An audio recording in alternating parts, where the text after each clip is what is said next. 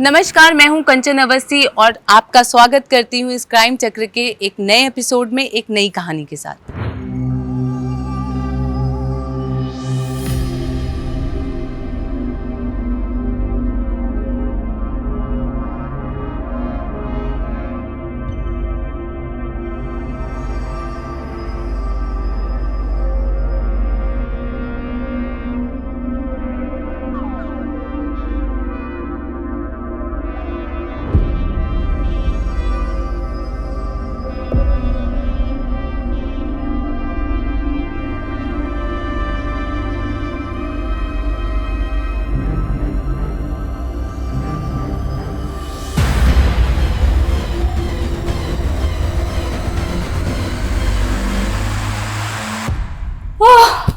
Shit, तुम पागल हो गए हो क्या? कितना डर गई थी मैं। अब मैंने तुम्हें अपने कब्जे में ले लिया। अब तुम वही करोगी जो मैं कहूँगा। और अगर नहीं किया तो? ये चाकू देख रही हो? चाकू? कहाँ है चाकू? मुझे तो कोई चाकू नहीं दिख रहा। अच्छा बेबी, अब तुम्हें ये चाकू नहीं दिख रहा है? नहीं। तो फिर क्या दिख रहा है? मुझे तो बस आप दिख रहे हैं, वो भी रोमांटिक मूड में। रोमांटिक मूड तो बहुत है। अच्छा, दिख रहा है। You are turning wild now. नहीं नहीं नहीं, अरे मैं तो बस प्रैंक कर रहा था। तुम्हें ये रियलाइज करवाने के लिए जब भी अंदर रहो तो मेन डोर लॉक किया करो। अगर मेरी जगह कोई और होता तो? आपकी जगह कोई नहीं ले सकता। अच्छा, ऐसी क्या खास बात है मुझ में? रुको बताती हूँ।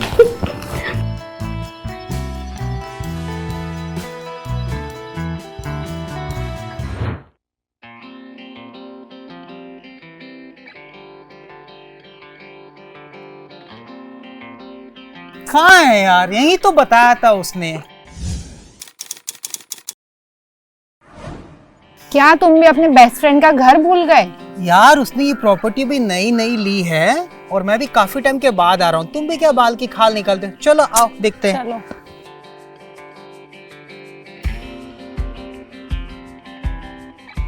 ये तो रहा, आओ।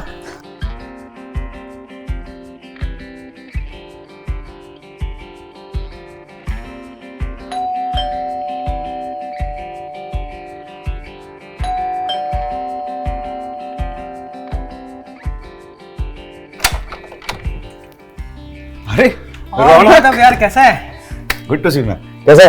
बढ़िया यार। तो कैसा? बहुत टाइम हो गया। हाँ जा जा, वेलकम। मीट माय फ्रेंड से लिली। ओह हाय। हाय।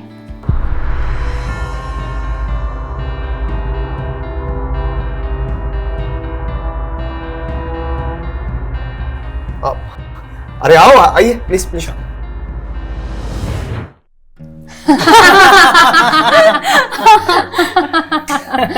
वैसे आप बहुत हॉट लग रही हैं माधव जी, आप बहुत लकी हैं। Thank you. वैसे आपका घर ढूंढने में बहुत दिक्कत हुई। बताइए कैसा दोस्त है रौनक, आज तक आपके घर ही नहीं आया? दरअसल मैं सॉरी बोलता हूँ, एक्चुअली जब से घर लिया है ना, मैं ही रौनक को बुला नहीं पाया। सोच रहा था तुम दोनों को साथ ही बुलाऊंगा। अरे माधव ने 2-3 दफा बोला भी था, लेकिन तुम ही नहीं फ्री थी लिली। कोई बात नहीं, अब तो मैंने घर देख लिया है, तो जब भी बुलाओगे मैं आ जाऊंगी, भले ही रौनक बिजी रहे। अरे क्यों नहीं, आपका घर है, कभी भी आइए।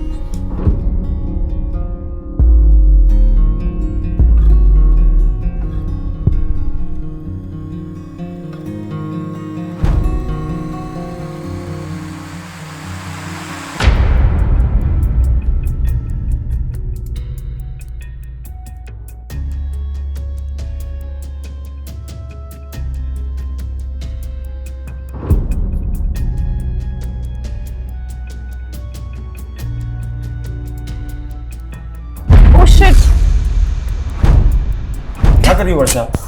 ओह आई एम सॉरी, मेरी वजह से आपकी पूरी ड्रेस गीली हो गई। कोई बात नहीं, आपके पास दूसरी ड्रेस होगी ना, मैं चेंज कर लेती हूँ। हाँ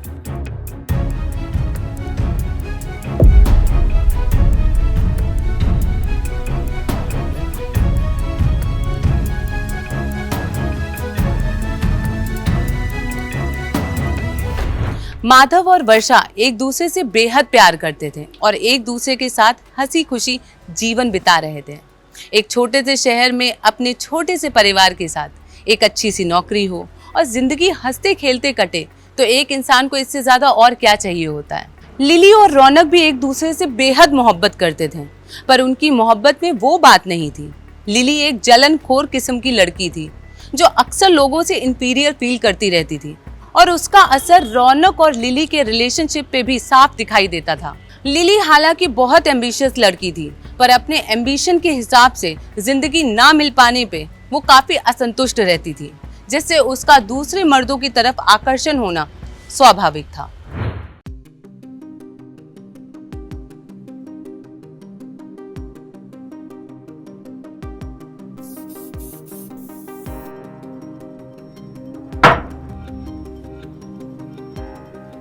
इतनी सुबह सुबह तैयार होकर कहाँ जा रही हो?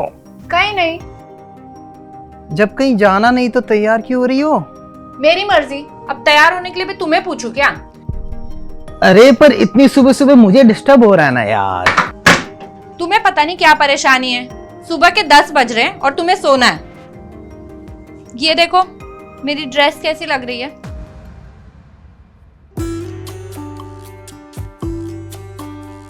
Lily is looking gorgeous. कमाल लग रही हो। वैसे ये ड्रेस तो तुम्हारी थी नहीं और तुमने रिसेंटली कोई शॉपिंग भी नहीं करी। ये ड्रेस तुम्हारे फ्रेंड माधव की वाइफ वर्षा की है। तुम्हारे पास कैसे आई? तुम्हें याद है उस दिन मेरी ड्रेस पे पानी गिर गया था और हम चेंज करने गए थे, तो उन्होंने मुझे अपनी ड्रेसेस का कलेक्शन दिखाया और मुझे ये ड्रेस बहुत पसंद आई। उन्होंने तुम्हें दे दी? नहीं, मैंने चुरा ली। कैसी हो लिली तुम?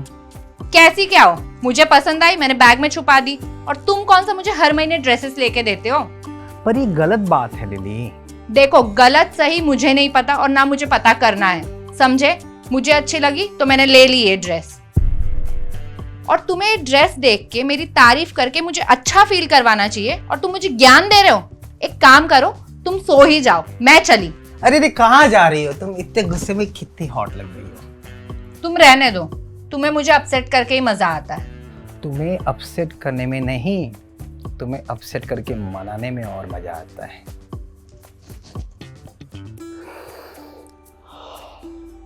कमाल लग रही हो।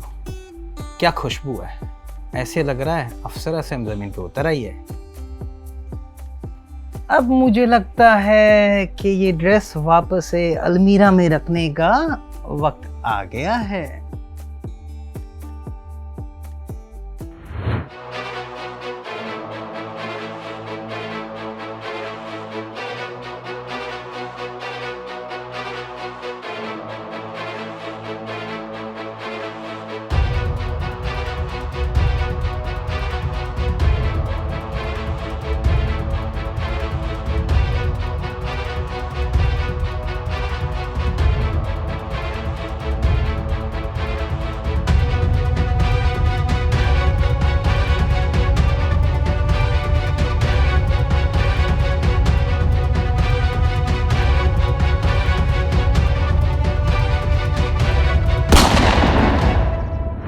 सब कुछ सही चल रहा था माधव और वर्षा की जिंदगी में और लिली और रौनक की जिंदगी में भी। तभी अचानक एक दिन रौनक को सड़क किनारे अकेला जाता देख अज्ञात हत्यारे ने उसे गोली मारकर उसकी हत्या कर दी। आखिर कौन हो सकता है वो? आखिर किसकी रौनक से क्या दुश्मनी हो सकती है? क्या रौनक की जिंदगी का कोई ऐसा हिस्सा था जो किसी को नहीं मालूम था? रौनक सड़क किनारे जब चल रहा था तो उसके चेहरे पर एक अजीब सी परेशानी नजर आ रही थी। क्या रौनक किसी बात को लेकर बहुत परेशान था जो उसे अंदर ही अंदर खाए जा रही थी? ऐसे बहुत से सवाल उस गोली की आवाज की तरह हमारे मन में भी गूंज रहे होंगे। आइए देखते हैं आखिर क्या हुआ होगा।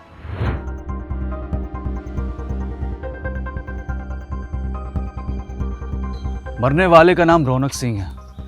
वो प्राइवेट कंपनी में काम करता था और उसका परिवार अलग शहर में रहता है।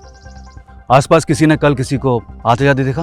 नहीं सर, ये जगह वैसे भी सुनसान रहती है, यहाँ से कोई आता जाता नहीं है। फिर भी रौनक ये रास्ते से कैसा आया पता नहीं। गोली बहुत करीब से चलाई गई है, लगता किसी जान पहचान वाले का काम है। या sure sir? Not sure. Dead body के अंडर आर्म के पास खून के चीटे मिले थे मतलब जब भी गोली चली तो रौनक का हाथ उठा हुआ था, या तो हाथ मिलाने के लिए या और कोई रीजन हो सकता है। उसने अपने बचाव के लिए और भागने की कोशिश नहीं की। अगर कोई अनजान व्यक्ति होता तो उसका अलग रिएक्शन होता। You are right sir. Sir हमने आसपास तलाशी की और ऐसा कुछ नहीं मिला कि खूनी की पहचान हो सके। एक काम करो, ये रास्ते जहाँ भी शुरू होते हैं वहाँ के लोगों से पूछताछ करो। शायद किसी ने रौनक के साथ किसी को देखा हो या रौनक का पीछा करते किसी को देखा हो। सर मैंने रौनक की कॉल डिटेल्स मंगवाई है और घर का एड्रेस भी निकालने के लिए बोला है। जैसे ही पता चले मुझे इन्फॉर्म करो। इन्वेस्टिगेशन फास्ट करो।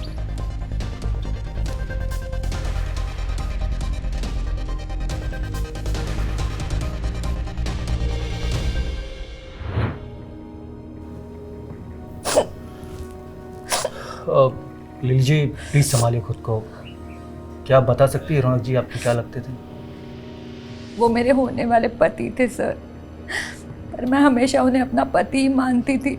हमारी सगाई हुई थी। शादी हुई नहीं थी? नहीं सर, 2-3 साल में शादी करने वाले थे।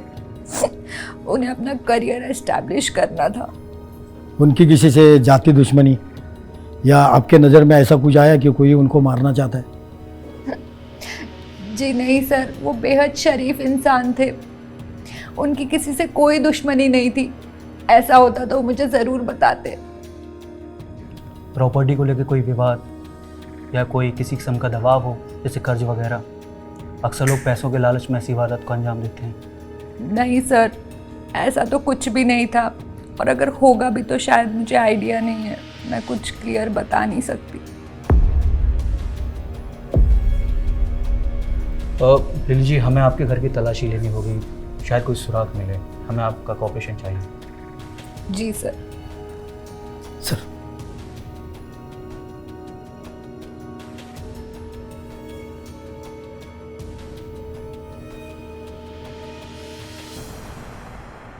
रौनक एक बहुत ही सीधा साधा सा इंसान था जिसकी किसी से भी कोई दुश्मनी नहीं थी। फिर आखिर इस तरह बेरहमी से उसकी हत्या करने के पीछे क्या कारण हो सकता है? पुलिस ने जब रौनक के घर की तलाशी ली तो पुलिस के हाथ ऐसा कोई सबूत नहीं लगा या ऐसा कोई सुराग भी नहीं मिला जिससे केस की छानबीन में कुछ मदद मिल सके। पुलिस ने अपने एरिया के सभी हिस्ट्री शीटर्स के बारे में भी जानकारी इकट्ठा की।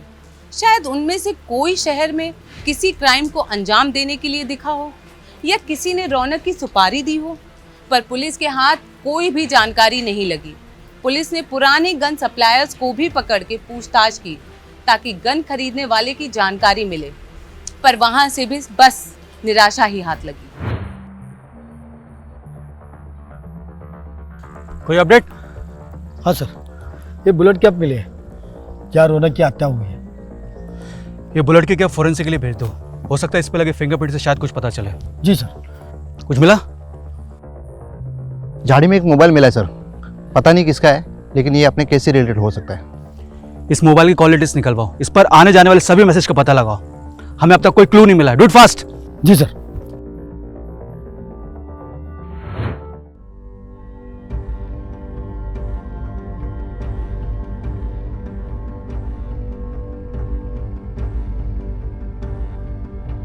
आपको पता चला आपके दोस्त रौनक की किसी ने गोली मारकर हत्या कर दी? हाँ, सुनने में आया, पता नहीं क्या हुआ होगा। उसके बाद आप उसकी फियांसे से मिलने नहीं गए? बेचारी इस समय बहुत दुखी होगी ना। मैं मिलने गया था। मुझे नहीं ले गए? वो सब इतने जल्दी में हुआ कि मैंने सोचा कि तुम्हें कॉल करूं या फिर डायरेक्ट वहाँ जाऊं, तो मैं डायरेक्ट वहाँ मिलने चला गया।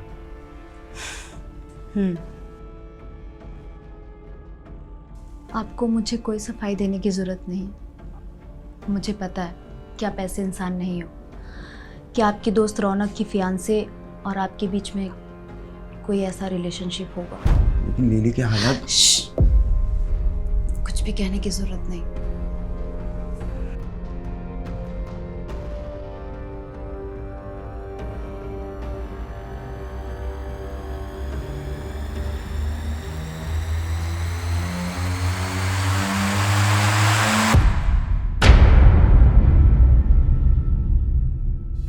पुलिस ने जब मर्डर स्पॉट की दूसरी बार तलाशी ली तब उनके हाथ हत्या में इस्तेमाल हुई बुलेट की कैप और एक मोबाइल मिला। फॉरेंसिक लैब से बुलेट पे लगे फिंगरप्रिंट्स तो मिल गए, पर उससे मैच करने के लिए कल्प्रिट का सुराग नहीं मिल रहा था। मर्डर स्पॉट से बरामद हुआ एक मोबाइल, जिसके कॉल डिटेल्स और मैसेज डिटेल्स पुलिस ने निकलवाई तो उन्हें मर्डर से रिलेटेड एक बहुत बड़ा सबूत हाथ लगा, जिसके बेसिस पर पुलिस ने अपनी कार्यवाही शुरू की और पूरे केस को सॉल्व कर दिया। बस बाकी था तो कल्प्रिट से हत्या की वजह जानना। आखिर कौन था ये हत्यारा और क्यों उसने रौनक को मौत के घाट उतारा, आइए देखते हैं। वर्षा और माधव, अच्छा खेल रचाया तुम दोनों ने रौनक के मर्डर का। सर हमने क्या किया? मैडम जी आपने नहीं, लेकिन आपके पति माधव ने तो मारा है। माधव क्यों मारेंगे? माधव और रौनक बहुत अच्छे दोस्त थे, भला माधव रौनक को क्यों मारेंगे? अब ये तो यही बता सकता है इसने रौनक को क्यों मारा। चल बोलना शुरू कर, बोल।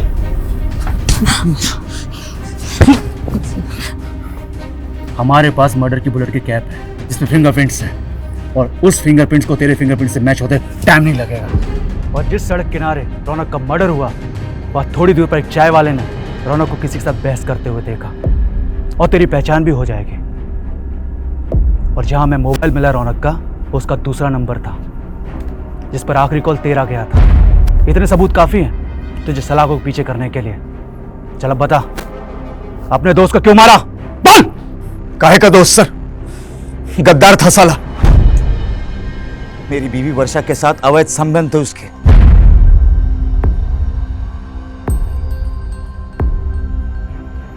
दोनों मेरे पीठ पीछे हम बिस्तर होकर गुलछर्रे उड़ाते थे।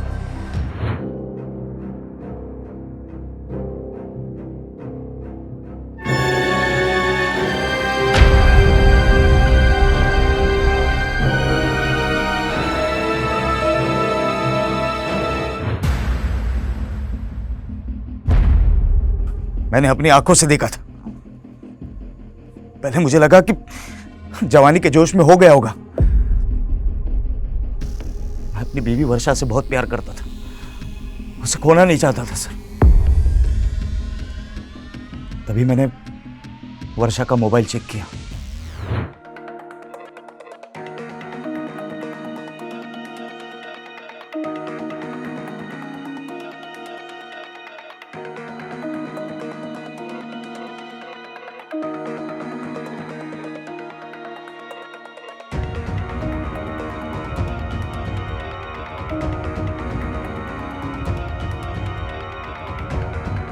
वर्षा और रौनक भागने का प्लान कर रहे थे।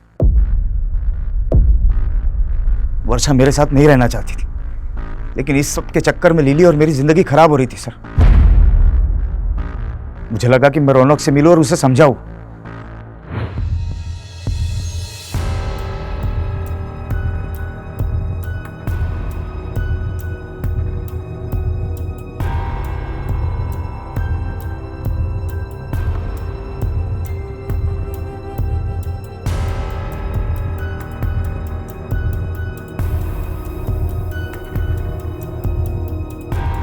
मैंने रौनक को बहुत समझा, लेकिन वो अपनी गलती मानने को तैयार ही नहीं था। तभी मैं अपने घर से गन लेकर निकला, सोचा कि उसे डराऊंगा, लेकिन वो मानने को तैयार नहीं था। मजबूरन मुझे उसे मौत के घाट उतारना पड़ा।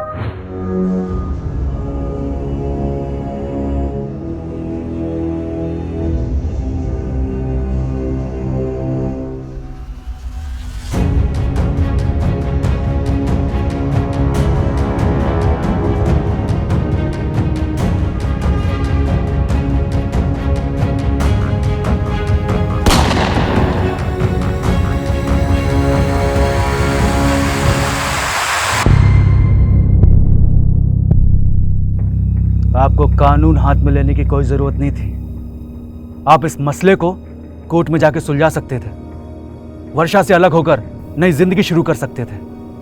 अब बाकी की जिंदगी जेल में काटना।